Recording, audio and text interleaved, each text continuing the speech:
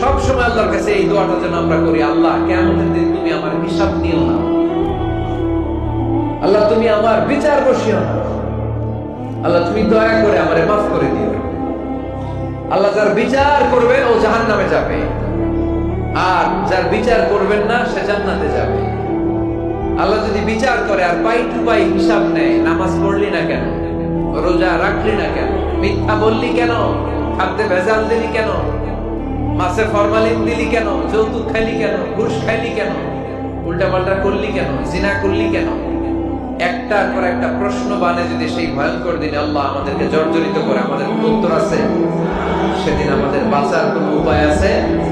তাই আমরা সবাই আল্লাহর কাছে দোয়া করবো, আল্লাহ কোনো বিচার টিচার মানি না, কোনো বিচার করতে পারবো না, দয়া করবা। কথা কয় না? কি করবে? এবার আওয়াজ করে বলেন, বিচার চান না দয়া চান?